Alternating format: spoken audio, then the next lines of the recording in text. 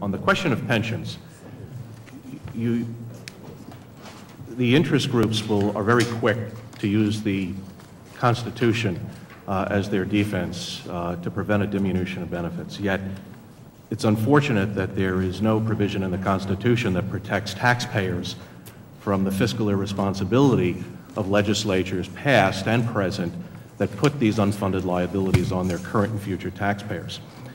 Your advocacy of moving or having the ability for the city to negotiate its pension obligations or pension provisions and taking that away from the state, would it not offer the taxpayers of New York City an extra layer of protection if, included in that provision, was carving out the political class of New York City, defined as all of its elected officials and political appointees?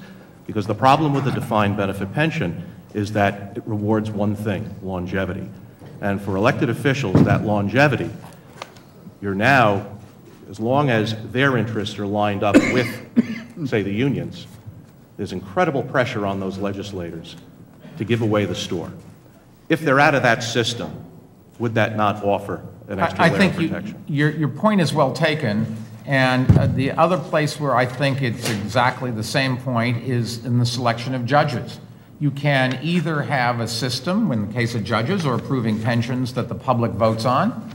They get influenced, have a sophistication or lack of sophistication or whatever, or you can have the elected officials do it, or you could appoint some group that is not elected and not representative, and then I think the people would have enormous problems with that. I've never come up with a very good solution. It is the argument that the elected officials are elected, and if the public doesn't like what they do at the next election have the chance to make a change. Whether they do make those changes is a separate issue.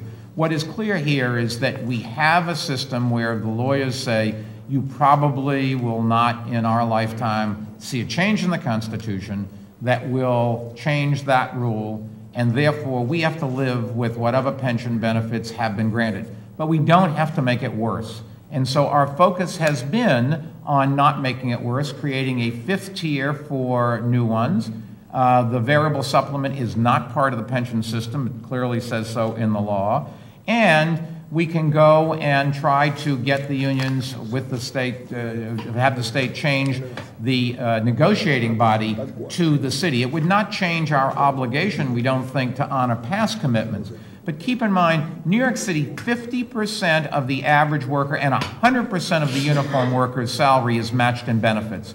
So when we're negotiating with the union, we're only talking about half of their compensation. I know they say, oh, the other isn't important. You try to change one of those things, you'll see just how important that is to them.